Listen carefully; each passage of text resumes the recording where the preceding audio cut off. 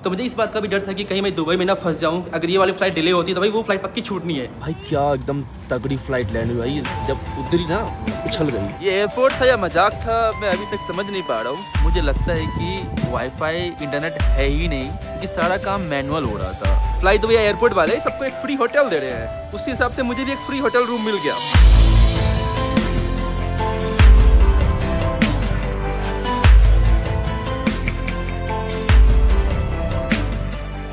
Good evening guys and welcome back to the channel. तो कैसे हो आप लोग? एक वापस से नए वीडियो नई सीरीज में आपका स्वागत करता हूँ। भाई कितने टाइम के बाद मैं इंडिया से निकल रहा हूँ, तकरीबन 2 महीने के बाद। और ये ट्रिप की जो प्लानिंग थी भाई, जो अभी मैं जा रहा हूँ, आपको तो टाइटल और डिस्क्रिप्शन से समझ में आ गया कि मैं जा कहाँ रहा हूँ। जा रहा हूँ भाई मैं Eritrea, the North Korea of Africa. भाई इस ट्रिप की जो प्लानिंग हुई थी एकदम अचानक से हुई थी। मैं शाम के 6-7 बजे के आसपास में प्लान किया मैंने ट्रिप को, चलते हैं इरित्रिया। और भैया अभी रात के बज रहे हैं 12 और मैं एयरपोर्ट पे हूँ और अपने बोर्डिंग गेट पे हूँ। और कलकत्ता एयरपोर्ट से फिलहाल मैं निकल रहा हूँ दुबई, एंड मैं दुबई के बाद जाऊँगा इरित्रिया। इतना भाई रैंडम प्लानिंग पता नहीं लास्ट टाइम मैंने कब की थी। मुझे याद है जब मैं यूएस जा रहा था तब मैंने की थी, लेकिन इस टाइम मतलब एक ऐसी कंट्री जा रहा हूँ, एक ऑफबीट कंट्री जा रहा हूँ, वो भी एकदम लास्ट मोमेंट प्लानिंग पे। तो चलो देखते हैं कैसा रहता है। और ये मेरा प्यारा सा पासपोर्ट, रिपब्लिक ऑफ इंडिया। और होली के अब तक रंग नहीं गए हैं, लेकिन मैं इंडिया को छोड़ रहा हूँ और जा रहा हूँ भाई एक नई कंट्री। यार सच कहूँ तो ये ट्रिप मतलब मैं बहुत ज़्यादा भी डरा हुआ हूँ। पता नहीं, मैं जनरली इतना डरता नहीं हूँ ट्रैवल करने से पहले, लेकिन चीज़ इतनी फास्ट हो रही थी ना आज कि मैं बता नहीं सकता आपको। सबसे पहले तो मैंने प्लानिंग ही बहुत लेट की कि इस ट्रिप पे निकलना है मुझे। मैंने कहा चलो चलते हैं, जो होगा देखा जाएगा। फ़्लाइट बुक की, फ़्लाइट बुक होने के बाद, क्योंकि अगली जो फ्लाइट है वो सिर्फ 2.5 घंटे के बाद है। नहीं 2.5 घंटे नहीं, 1.5 घंटे के बाद है। तो मुझे इस बात का भी डर था कि कहीं मैं दुबई में ना फंस जाऊं। अगर ये वाली फ्लाइट डिले होती तो भाई वो फ्लाइट पक्की छूटनी है। 1.5 घंटे में मुझे फ्लाइट लेना है, तो इस बात का भी डर था। तीसरी बात भाई मेरे पास कैश नहीं था। मतलब जो इरित्रिया है भाई, वहाँ पे जिस में जा रहा हूँ मैं, वहाँ पे कार्ड आपका काम नहीं करता, तो आपके पास होना चाहिए कैश। तो कैश नहीं था, बट मैं अभी भाई राजा से मिला, एक्सप्लोरर राजा। अगर आपने नहीं देखी इसकी सीरीज़ या वीडियोस तो भाई साउथ अमेरिका में बहुत बंदा ट्रैवल कर रखा है, तो जाके एक सब्सक्राइब करो। एक्सप्लोरर राजा चैनल है, आपको मैं डिस्क्रिप्शन में भी लिंक दे दूंगा उस चैनल का। उस भाई ने भाई मेरी हेल्प की। उसके पास एक्चुअली पैसे कुछ पड़े हुए थे, तो उन्होंने तो 270 यूरोज़ के आसपास मुझे दिया है, तो उसी मुझे काम चलाना पड़ेगा इरित्रिया में। वेल चलो अब चलता हूँ भाई। सब कुछ दौड़ा दौड़े हुआ है ना। शाम को 7-8 बजे मैंने प्लानिंग की है, 10 बजे 11 बजे के आसपास टिकट हुआ है। मैं 11:30 तक मैं एयरपोर्ट आ गया हूँ और 12:30 बजे के आसपास मैं अब फ्लाइट बोर्ड कर रहा हूँ।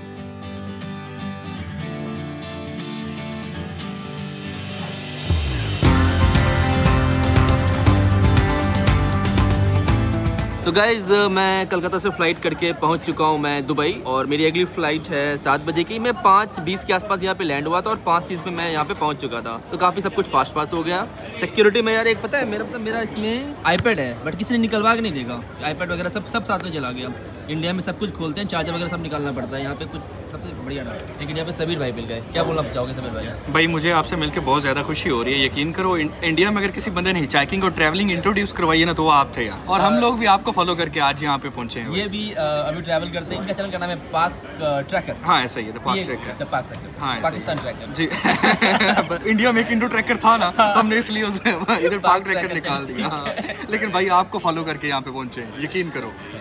तब तो हम बच्चे थे जब आपने ट्रैवलिंग स्टार्ट की। मैं बच्चा हूँ। नहीं आप गुरु थे भाई। हम बच्चे बोले एक्सपीरियंस के लिहाज से ना, तब आप एक्सपीरियंस में गुरु थे। तब कितने घंटे आ चुके हैं अभी तक? अभी मेरा कुछ तकरीबन 20 के लगभग हो गए। हाँ 20 हो गए। तभी अब जा रहे हो ताजिकिस्तान, राइट? अभी ताजिकिस्तान जा रहे हो, उनकी गवर्नमेंट ने इनवाइट किया हुआ है तुम्हारे पास। हाँ। उसके बाद ताजिकिस्तान के बाद कहाँ ऊपर जाओगे आप? किर्गिस्तान को? अभी मैं बांग्लादेश, उसके बाद बांग्लादेश जाऊँ। बांग्लादेश जाओगे? हाँ, लेकिन यार विश मेरी है कि इंडिया जाऊँ। इंडिया का क्या सीन है, आप आ जाओ। यार इंडिया का सीन तो बहुत अच्छा है, लेकिन मसला ये है कि इंडिया हमें ना वही सेम चीज़ अलाउ नहीं करता दूसरे शहरों में जाने के लिए। दिल्ली और राजस्थान तक का वीज़ा देता है हम लोग। दिल्ली ऐसा नहीं देता है, अदर सिटी नहीं देता? नहीं अदर सिटी का नहीं देता, और वो भी कुरानदाजी करवानी पड़ती। किस्मत में होगा तो मिल जाएगा, नहीं तो नहीं मिलेगा। तो ये सीन होता है। लॉटरी जैसे नहीं होती, लॉटरी टाइप सिस्टम होता है।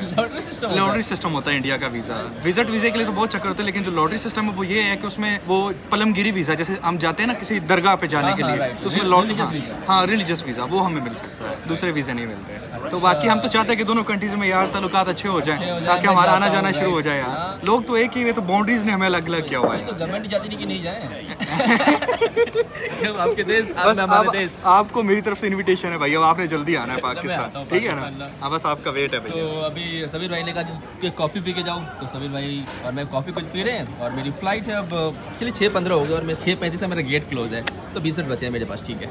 तो भाई मैं भी ले रहा हूँ फ़्लाइट असमारा की, तकरीबन 4 घंटे की फ़्लाइट ये भी रहेगी। पिछली फ़्लाइट थी 5 घंटे की, मुझे लगा था नहीं कि 9 घंटे की फ़्लाइट बन जाएगी at the end, but it's okay. Dubai का टर्मिनल 2 सब कुछ मेरा 10 मिनट में हो गया। समीर भाई को बाय बोलना पड़ेगा क्योंकि इनकी फ़्लाइट है तजिकिस्तान की ना। हाँ भाई ताजिकिस्तान की फ़्लाइट 8 बजे की। 8 बजे की टाइम है फिर तो कोई नहीं यार, खैर है, आपसे मिलकर बहुत मेरा अच्छा तो दिन लगा, बन गया बहुत यार। अच्छा लगा भाई मिलके ट्रिप तो आपसे। पहले भी बहुत किए लेकिन मज़ा आ गया भाई। आपसे बहुत अच्छा लगा भाई मिलके। वापस से मुलाकात होगी इंशाल्लाह ज़रूर। अगर इंडिया नहीं पाकिस्तान तो कॉमन ग्राउंड दुबई है ही। हाँ ज़रूर।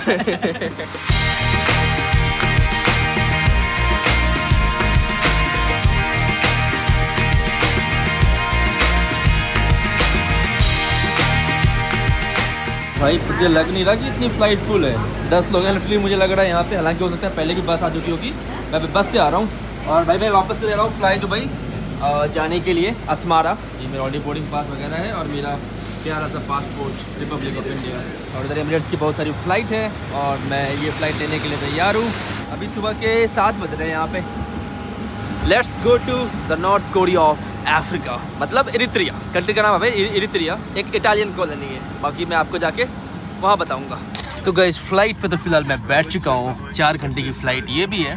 तो अब मैं जा रहा हूँ फ्लाइट में सोने के लिए क्योंकि भाई नींद बहुत आ रही है। कल रात को ही निकला था मैं कोलकाता से, फिर दुबई आया, फिर दुबई से मैं जा रहा हूँ असमारा, द कैपिटल ऑफ इरित्रिया। और ये फ़्लाइट थोड़ी सी खाली है ना, मतलब थोड़ी सी नहीं, बहुत सारी एक्चुअली खाली दिखी मुझे, उतने पैसेंजर नहीं है इस फ्लाइट पे। तो ठीक है, थोड़ी सी नींद आ रही है, मैं जा रहा हूँ सोने के लिए।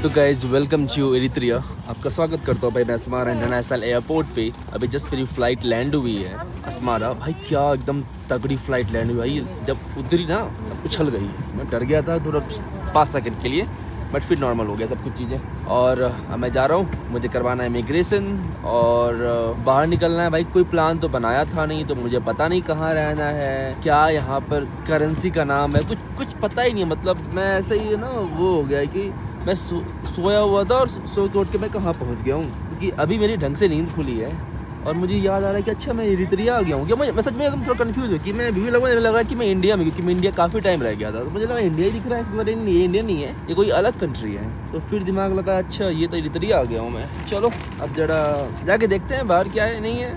भाई ये कोई वीज़ा फॉर्म है, इसको बोला भर गया, तो जिसको भरना पड़ेगा। ये सब पूरा सवाल पूछ रहे हैं क्योंकि मुझे ये होता है वीज़ा, यहाँ पे वीज़ा फ्री नहीं है हमारे लिए। छोटा सा बस स्टैंड लग रहा है मुझे ना ये एयरपोर्ट, ये देखो ऐसा है भाई एयरपोर्ट यहाँ पे। तो भाई मैं इस देश के इंटरनेशनल हवाई अड्डे की वॉशरूम में हूँ, तो जो आपको दिखा देता हूँ। कुछ ऐसा हिसाब किताब है भाई, ये देखो टूटा फूटा पड़ा है लिटरली यहाँ पे।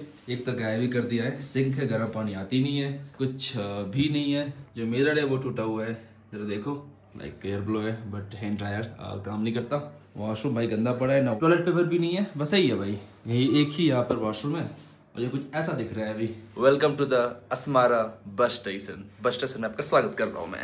तो guys finally welcome to Eritrea. ये एयरपोर्ट था या मजाक था, मैं अभी तक समझ नहीं पा रहा हूँ। मतलब पूरा मजाक ही था, क्या था ये एयरपोर्ट था ये? हाँ भाई इससे बेटर तो बस अड्डा होता है। चलो वो तो ठीक है, बस अड्डा एयरपोर्ट में हम झेल लिया कुछ भी, लेकिन अंदर जो चीज़ें मैं आपको एक्सप्लेन करता हूँ एक एक करके। पहले थोड़ा मुझे बैठने दो यार। देखो भाई ये है यहाँ का international airport, Asmara international airport. आप देख सकते हो भाई फ्लाइट दुबई के सारे लोग यहाँ फिलहाल आ रखे हैं। प्रोबेबली फ्लाइट में कुछ दिक्कत हुई है तो इसके वजह से ये लोग आ रखे हैं, असमारा इंटरनेशनल एयरपोर्ट। तो गाइस थोड़ा सा बैठ गया हूँ, तो जरा मैं आपको बताता हूँ कि क्या क्या रहा प्रोसेस। भाई सबसे पहली बार जो एयरपोर्ट था एकदम बस अड्डे से कम नहीं था, मैंने आपको बताया ही, काइंड ऑफ बस अड्डा ही मान लो, ठीक है। उसके बाद मैं गया भाई वीज़ा ऑन अराइवल के काउंटर पे। एक एक्चुअली छोटा सा रूम था यहाँ पर। भाई मुझे लगता है कि वाईफाई इंटरनेट है ही नहीं, क्योंकि सारा काम मैनुअल हो रहा था।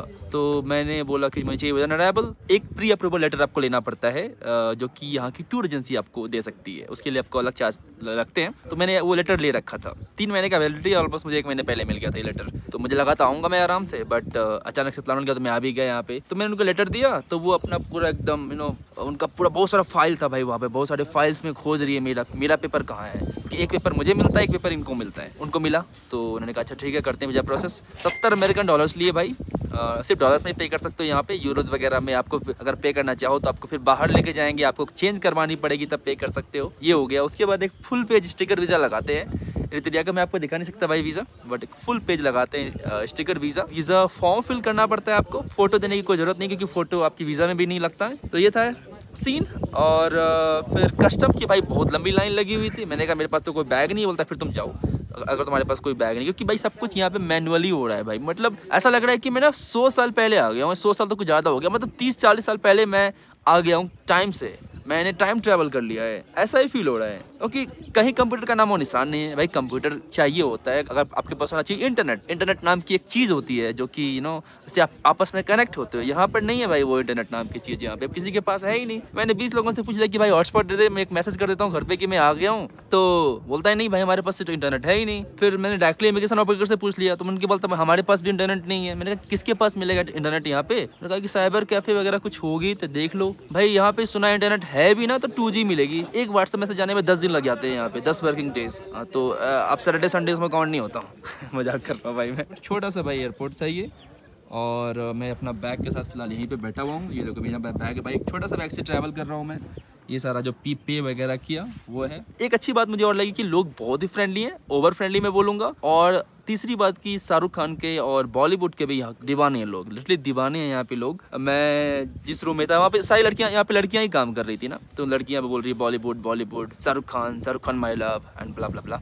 तो मैंने कहा सही है, तो एटलीस्ट शाहरुख खान के बहाने मैं बोल दूँगा शाहरुख खान का छोटा कजिन हूँ मैं, तो थोड़ा सा यहाँ पे मुझे भी प्यार मिल जाएगा। थोड़ा मोड़ा घूमता हूँ यहाँ पे भाई। टैक्सी का समझ नहीं, टैक्सी वाले बहुत पैसे मांग रहे हैं। हाँ, और लोकल करेंसी थोड़ी मैंने भाई चेंज करवा ली। मैंने 20 यूरो चेंज करवाया भाई, उन्होंने मुझे 317। हाँ तो भाई ये है 10 का नोट यहाँ का, 10 और 100 का नोट। पैसा ही उड़ गया।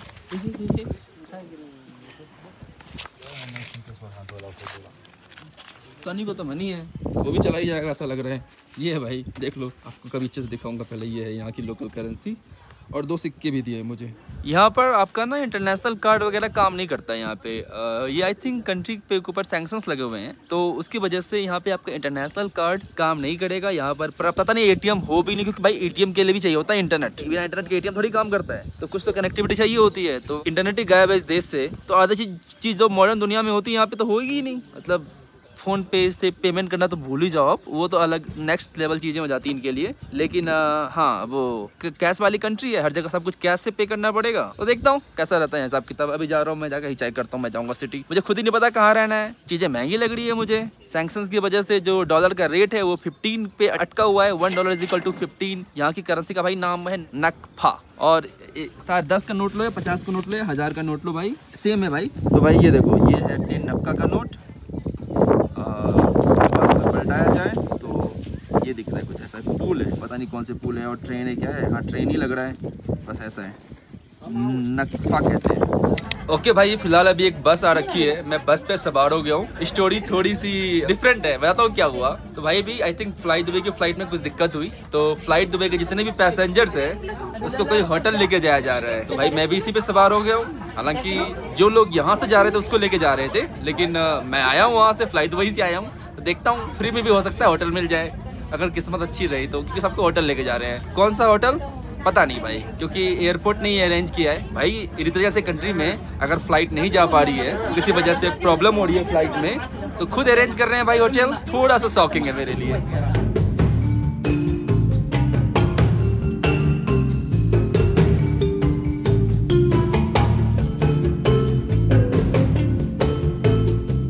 भाई फर्स्ट इंप्रेशन इस देश का कि साइकिल इस देश की लगता है मेन पब्लिक ट्रांसपोर्ट है। किसी के पास मोटर बाइक तो दिख ही नहीं रहा, सब लोग साइकिल ही चला रहे हैं। ये देखो बच्चा साइकिल चला रहा है, ये साइकिल चला रहे हैं। इधर कार है या तो फिर साइकिल है, बीच में कुछ नहीं है यहाँ पे।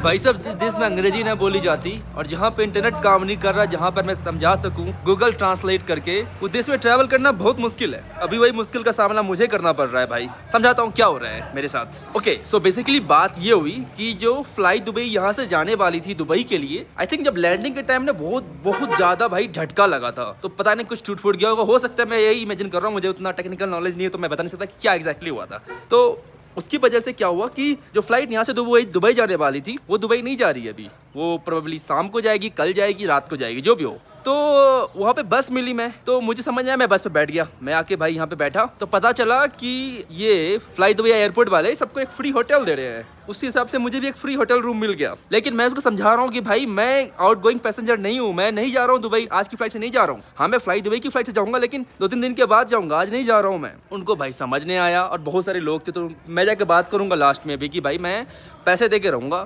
फ्री में आप मुझे रात को भगा दोगे। मैं यहाँ रात को भागने वाले में से हूँ नहीं, रात को फिर मुझे होटल खोजना पड़ेगा। तो फिर वही लग रहा है क्योंकि सबको भाई होटल रूम दे रहे हैं, आई थिंक खाना पीना भी दे रहे हैं। तो ठीक है, आई मीन मैं चाहूँ तो भाई चुप रह सकता हूँ क्योंकि कोई चेक नहीं कर रहा भाई। तो सबको पासपोर्ट ले रहे हैं, पासपोर्ट भाई नहीं ले रहे हैं, सबको आके एक रूम दे रहे हैं। ठीक है, तो पता नहीं क्या सीन है, ये नहीं सीन है, लेकिन हाँ आई एम श्योर कि जितने लोग ने रजिस्टर यहाँ पे किया है उतने लोगों को वो भेजेंगे और मैं जा नहीं सकता। तो सब एक बार खाली हो जाएंगे तो मैं उनसे जाकर बोलूँगा कि भाई मेरी फ्लाइट नहीं है ये, मैं जाने वाला हूँ फ्लाई दुबई से, लेकिन 3 दिनों के बाद मैं फ्लाई दुबई से आया हूँ, मैं फ्लाई दुबई से जा नहीं रहा हूँ। तो इसलिए मैं थोड़ा आप कंफ्यूज मत हो और मेरे से जो पैसे बनते हैं पैसे चार्ज करो और मुझे थोड़ा वाईफाई दे दो भाई, हॉटस्पॉट दे दो, इंटरनेट थोड़ा दे दो मेरे को। भाई बहुत ही कंफ्यूजन है, मैं बोल रहा हूँ 2 दिनों के बाद जाऊँगा तो बोलता है तुम आ जाओगे। मैंने कहा जबरदस्ती तुम थोड़ी भेज दोगे मुझे, हाँ मेरी मर्जी है भाई। हाँ, तो मैंने कहा पैसे ले ले मेरे से, तो वो पैसे भी नहीं ले रहे हैं। यहाँ पे दिमाग खराब हो रखा है ना, यहाँ पे इंटरनेट मिल रहा है, यहाँ पे लिख रखा है इंटरनेट इनके पास है, बट इंटरनेट इनके पास शायद नहीं है, ना इंटरनेट है ना कुछ है। तो मैं ट्रांसलेट भी करके समझा नहीं पा रहा हूँ और किसी को इतनी मतलब मैं समझा रहा हूँ, मैं बता रहा हूँ कि भाई मैं फ्लाई दुबई से आया हूँ, मैं जा नहीं रहा हूँ फ्लाई दुबई से।